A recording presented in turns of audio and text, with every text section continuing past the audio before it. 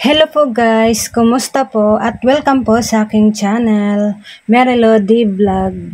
So guys, for today's video, gusto ko lang ibahagi na, alam nyo ba guys, pag mayroon ka talagang sariling ganito, yung sarili mo na talaga matatawag, talagang sip sa pakiramdam kahit ano yung ipunin mo na mga gamit, yung parang panatag yung kalooban mo, panatag sa pakiramdam guys, yung hindi ka ba mag-alala, no?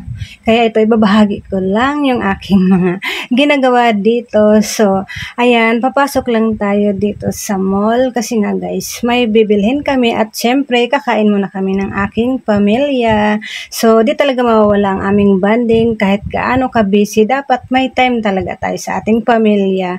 Yun naman talaga ang mahalaga, hindi puro trabaho na lang ang ating atupagin. Dapat may time talaga tayo kahit minsan guys, diba? Para masaya ang buong pamilya at para na rin banding at mayroon din kaming picture na makikita, mapapanood, diba guys? So, ito nga guys, bibili lang tayo ng gamit sa bahay. So, kahit sabihin natin na mamahaling gamit yung bibilhin natin sa bahay, talagang hindi tayo nag-alala, yung okay lang sa atin kasi safe na yung pakiramdam natin pag mayroon tayong sariling bahay guys, diba? Kaya ngayon, kahit mag-ipon tayo na mag-ipon ng gamit ay okay lang kasi sa bahay naman natin mismo mapupunta, di ba guys? Kasi nga, doon sa tindahan, so parang hindi ako makakapag-ipon ng gamit. Parang hindi kasi ako panatag guys. Kasi nga, nag-rent lang kami doon sa tindahan, no? Sa bahay namin doon. Kaya, dito kami nag-iipon sa sarili naming bahay. At dito nga ako bumili ng kama, guys. So, ayan yung price ng kama. Kaya, kahit mahal yan, yung presyo, no, matibay naman. Pero, para naman yan sa atin, di ba, guys? Talagang pag-iipunan, basta may sipag at tiyaga. A few moments later. At ito na nga guys, pinadeliver na nga lang namin yung aming binili na sopa.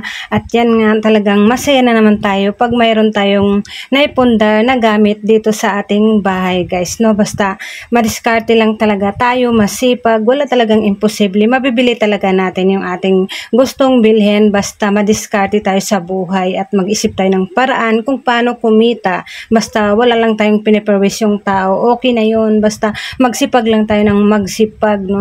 Kahit sa maliit na kita guys, kung marunong ka naman mag-ipon, so lalaki din naman at makakabili ka din ng gusto mong bilhin. So, ito nga guys, kasi doon sa tindahan guys, doon sa bahay na rentahan namin, hindi kasi kami makakapag-ipon ng gamit kasi hindi kasi natin matatawag na atin.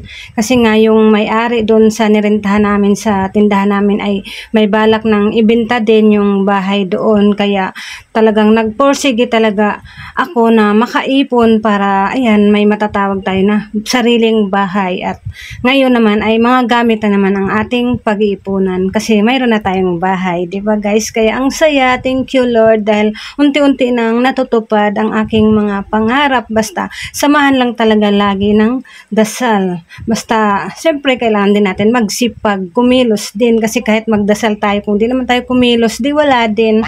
Kasi ang Diyos ay gagabay lang naman sa atin. Nakikita naman tayo kung paano tayo nagsusumikap. So ito nga guys, may kasamang unan na maliit yung nabili naming sopa. At yung mga anak ko nga ang pinapili ko ng kulay. So ayan ang yung kanilang nagustuhan. Kasi dun sa tindahan guys, di kasi kami makapag-ipon ng gamit kasi nga nagrenta lang kami, lalo na't may balak pa yung may-ari na ibenta na yung bahay nila. Kaya ayan, kaya hindi na namin napaayos yung dingding na may sira doon sa bahay namin. Kaya ang ginawa na lang namin, dinikatan na lang namin ng wallpaper. Pero yung bubong guys, siyempre pinaayos namin kasi di maiwasan may tumutulo doon sa nirentahan namin na bahay guys. Kasi hindi naman yung sagot ng may-ari na nirentahan namin, di ba? Sagot namin kasi kami ang nagre-rent.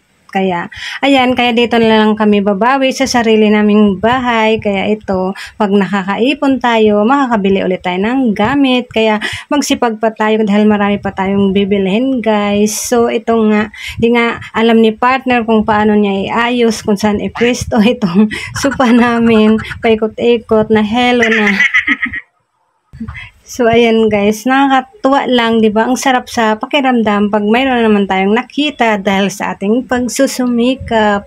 Basta wala talagang imposible. Pag may pangarap ka, talagang matutupad, 'di ba guys? Basta wag muna natin isipin yung pagod, no? Samantalahin na natin ang pagkakataon habang malakas pa tayo, magtrabaho tayo ng magtrabaho.